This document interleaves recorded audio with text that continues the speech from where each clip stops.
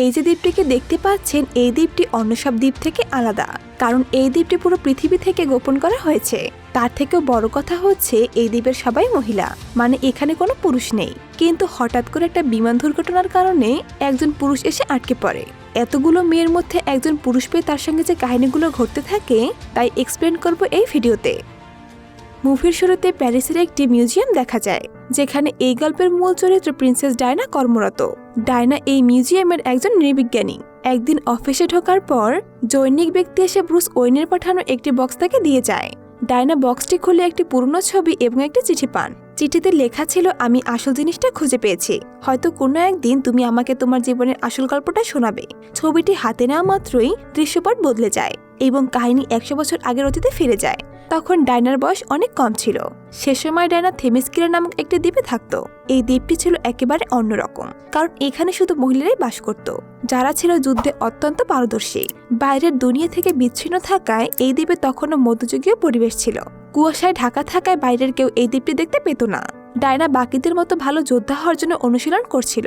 এমন সময় সেখানে তার মা হিপোলিটা আসেন, যিনি ছিলেন এই দ্বীপের রানী। তিনি ডায়নাকে এসব যুদ্ধবিদ্যা শিখতে বারণ করেন, কিন্তু ডায়না মনে মনে একজন বড় যোদ্ধা হতে চাইতেন। এরই মধ্যে সেখানে ডায়নার খালা অ্যান্টিওপ চলে আসেন, যিনি ছিলেন এই দ্বীপের সেনাপতি। রাতে ডায়না তার মাকে জিজ্ঞেস করে সে কেন অন্যদের মতো লড়াই শিখতে পারবে না। রানী হিপোলিটা তাকে বলেন যে লড়াই করে কেউ কখনো শান্তি পায়নি। এরপর তিনি ডায়নাকে একটি গল্প শোনান। রানী বলতে থাকেন কিভাবে ঈশ্বর জিউসের ছেলে অ্যারিস মানুষের মধ্যে লড়াই শুরু করে দিয়েছিল এবং মানুষ কোনো কারণ ছাড়াই একে অপরের প্রাণ নিত।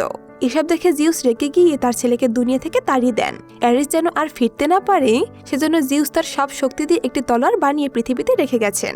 আর পৃথিবী ছাড়ার আগে তিনি এই দ্বীপটি বানিয়ে দিয়ে গেছেন, যা এখনো পুরো পৃথিবী থেকে গোপন। পরবর্তীতে ডায়নার জেদ দেখে রানী তাকে সেই তলোয়ারটি দেখতে নিয়ে যান। রানী জানান যার মধ্যে অসীম শক্তি আছে শুধু সেই এটি তুলতে পারবে। রানী চায় না ডায়না যুদ্ধ শেখুক, কিন্তু ডায়না ছোটবেলা থেকেই আগ্রহী ছিল, তাই সে লুকিয়ে তার খালার কাছে যুদ্ধ শিখতে শুরু করে এবং ধীরে ধীরে অনেক কৌশলী হয়ে ওঠে। একদিন অনুশীলনের সময় রানী তাদেরকে দেখে ফেলে এবং রেগে যান। তখন অ্যান্টিও রানীকে বোঝান যে ভবিষ্যতে যদি কখনো দ্বীপটি আক্রান্ত হয় তবে রক্ষার জন্য নতুন প্রজন্মকে তৈরি থাকতে হবে। রানী শেষ পর্যন্ত রাজি হন এবং ডায়নাকে কঠোরভাবে প্রশিক্ষণ দেওয়ার নির্দেশ দেন। এভাবে কিছুদিন কেটে যায় এবং ডায়না একজন দক্ষ যোদ্ধায় পরিণত হয়। তার মধ্যে কিছু অলৌকিক ক্ষমতাও প্রকাশ পায়, যা সে নিজেও জানত না। একদিন হুট করে ডায়না লক্ষ্য করে একটি প্লেন সমুদ্রের মধ্যে ক্রাশ করেছে। সে দ্রুত পানিতে ঝাঁপ দিয়ে পাইলটকে বাঁচিয়ে তীরে নিয়ে আসে। এই প্রথম কোনো পুরুষকে দেখে ডায়না অনেক অবাক হয়। সেই পাইলটের নাম ছিল স্টিভ। অন্যদিকে সমুদ্রের নিচে অনেকগুলো জার্মান সৈন্যবাহী জাহাজ দেখা যায়, যারা স্টিভকে তাড়া করছিল।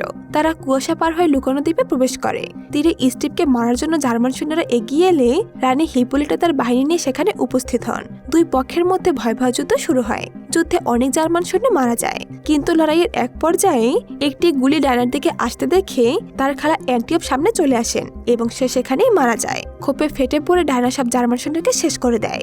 এরপর স্টিভকে বন্দী করে জিজ্ঞাসাবাদ করা হলে সে জানায় যে সে একজন ব্রিটিশ স্পাই। সে জার্মানির একটা গোপন মিশনের কথা জানতে পেরেছিল। জার্মানরা এমন একটা ভয়ানক গ্যাস আবিষ্কার করেছে যা পুরো পৃথিবীকে ধ্বংস করতে পারে। সে সেই ফর্মুলা চুরি করে পালাচ্ছিল। সে আরো জানায় এই গ্যাস ডক্টর মারু নামের একজন মারাচ্ছে। পৃথিবীতে তখন প্রথম বিশ্বযুদ্ধ চলছিল, যা এই দ্বীপের কেউই জানত না। স্টিভের কথা শুনে ডায়না ভাবে এসবের পেছনে নিশ্চয় জিউসের ছেলে অ্যারিস আছে। সে মনে করে জিউসের দেওয়া তলোয়ার দিয়ে অ্যারিসকে থামানো এবং মানুষকে রক্ষা করা তার দায়িত্ব। সে স্টিভের সাথে যাওয়ার সিদ্ধান্ত নেয়। যাওয়ার পথে রানী তাকে বাধা দিয়ে বলেন একবার গেলে সে আর এই দ্বীপে ফিরতে পারবে না। কিন্তু ডায়না মানুষের জীবন বাঁচাতে দ্বীপ ত্যাগ করে লন্ডনে পৌঁছায়। লন্ডনে তার সে ডায়েরিটি নিয়ে ব্রিটিশ কর্মকর্তাদের কাছে যায়। ডায়েরিটি অদ্ভুত ভাষায় লেখা থাকায় কেউই পড়তে পারছিল না, কিন্তু ডায়না সবকিছু পড়ে তাদেরকে শুনিয়ে দেয়। সে জানায় জার্মানরা সীমান্তে এই ঘাসের পরীক্ষা করলে সেখানে ব্রিটিশ ও জার্মান উভয় পক্ষের সৈন্যরা মারা যেতে পারে। স্টিভ ল্যাফে গিয়ে এটি বন্ধ করার প্রস্তাব দেয়, কিন্তু ব্রিটিশ কর্মকর্তারা তাতে কান না দিয়ে আলোচনার মাধ্যমে সমাধানের চেষ্টা করেন। এতে ডায়না রেগে যায়, কারণ সে বিশ্বাস করত এই ধ্বংসলীলার মূলে অ্যারিস আছে। স্টিভ তাকে শান্ত করার চেষ্টা করলেও ডায়না জানতো অ্যারিসকে না থামালে এই যুদ্ধ শেষ হবে না। অন্যদিকে জার্মান ল্যাফে ডক্টর মারু এমন এক গ্যাস বানাচ্ছিল যা মানুষের শক্তি বহুগুণ বাড়িয়ে দেয়। এরই মধ্যে সেখানে জার্মান জেনারেল এরিক আসেন এবং ডক্টর মারুকে জিজ্ঞেস করেন সে গ্যাসটি বানাতে সফল হয়েছে কিনা। মারু জানায় সে কাজ শেষ করেছে এবং তাকে কিছু গ্যাস ক্যাপসুল দেখায়। মারু যখন একটি ক্যাপসুল ভাঙে তখন সেটি থেকে এক প্রকার গ্যাস বের হয়ে জেনারেলের নাকে মুখে লেগে যায় এবং এর ফলে অ্যালেক নিজের মধ্যে প্রচুর শক্তি অনুভব করে। অন্যদিকে ডায়না আর স্টিভ সেই বর্ডারের কাছে চলে আসে যেখানে অনবরত যুদ্ধ চলছিল। জায়গাটির নাম ছিল নো ম্যানস ল্যান্ড। সেখানে ব্রিটিশ ও জার্মান সৈন্যদের মধ্যে ভয়াবহ লড়াই চলছিল এবং সেখানকার কেউ হার মানতে চাইছিল না। ডায়না তখন ওয়ান্ডার উমানের পোশাকে আবির্ভূত হয় এবং যুদ্ধ শুরু করে। ডায়নার ঐশ্বরিক শক্তির কাছে সৈন্যদের গুলি কোনো কাজেই আসছিল না। ডায়নাকে এগিয়ে যেতে দেখে স্টিভও তার পিছনে পিছনে এগোতে থাকে। একসময় ডায়না জার্মানদের হারিয়ে তাদের ঘটিতে ঢুকে পড়ে এবং সেখানে বন্দী থাকা মানুষদের মুক্ত করে। সবাই মুক্ত হয়ে ডায়নাকে ধন্যবাদ জানায় এবং তার সাথে একটি ছবি তোলে। এটি সেই ছবি যা 100 বছর পর ব্যাটম্যান ডায়নাকে পার্সেল করে পাঠিয়েছে। হঠাৎ একদিন দেখা যায় জার্মান সৈন্যরা সেই বিষাক্ত গ্যাস ছড়িয়ে দিতে শুরু করেছে, যার ফলে সেখানকার সাধারণ মানুষ মারা যেতে থাকে। ডায়না যখন সেখানে পৌঁছায় সে দেখে সব মানুষ মারা গেছে। এটি দেখে ডায়না ভেঙে পড়ে এবং নিজেকে দায়ী করতে থাকে। স্টিভ তাকে বোঝানোর চেষ্টা করে যে এর পেছনে অ্যারিস নেই, সব হিটলার বা মানুষের দোষ। কিন্তু ডায়না কোনো কথা না শুনে ঘোড়ায় চড়ে সোজা জার্মান ক্যাম্পে পৌঁছে যায়। সেখানে সৈন্যরা তাকে আক্রমণ করলেও সে সবাইকে হারিয়ে জেনারেলের রুমে ঢুকে পড়ে। জেনারেল তার উপর গুলি করলেও ডায়নার কিছুই হয় না। জেনারেল তখন সেই বিশেষ গ্যাস শুকে নিজের শক্তি বাড়িয়ে ডায়নাকে আক্রমণ করে। ডায়না ভেবেছিল এই জেনারেলে বুঝি জিউসের ছেলে অ্যারিস। সে লড়াই করে জিউসের দেওয়া তলোয়ারটি জেনারেলের বুকে ঢুকিয়ে দেয় এবং জেনারেল সেখানেই মারা যায়। ঠিক সেই সময় স্টিভ সেখানে এসে জানায় যে বিপদ এখনো কাটেনি, বরং বিষাক্ত গ্যাস ভর্তি একটি বিমান আকাশে ওড়ার প্রস্তুতি নিচ্ছে।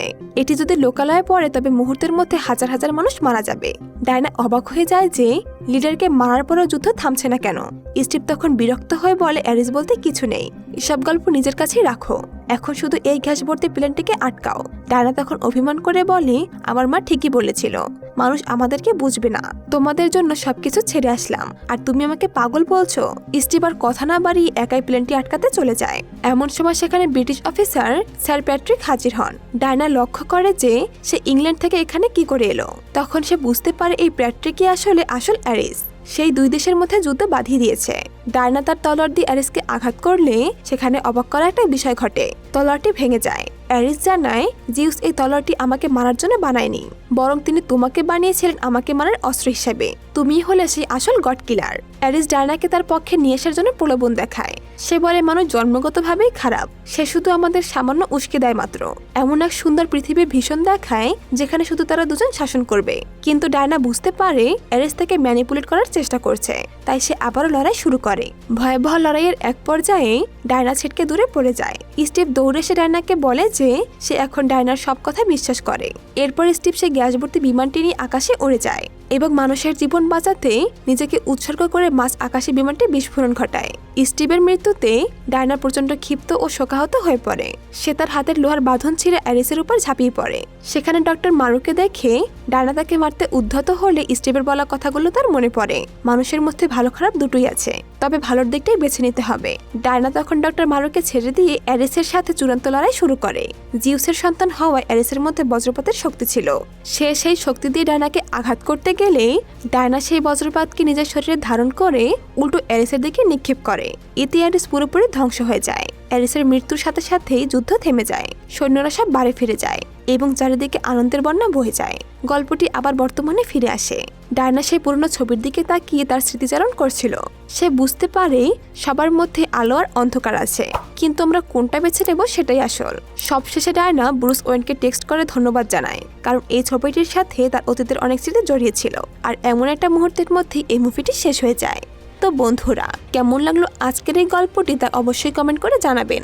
আপনাদের সুন্দর সুন্দর কমেন্ট আমাকে ভিডিও বানাতে উৎসাহিত করে। আর হ্যাঁ, যারা এখনো আমার চ্যানেলটি সাবস্ক্রাইব করেননি তারা অবশ্যই ছোট্ট একটা সাবস্ক্রাইব করে দেবেন। এতক্ষণ সাথে থাকার জন্য অসংখ্য ধন্যবাদ।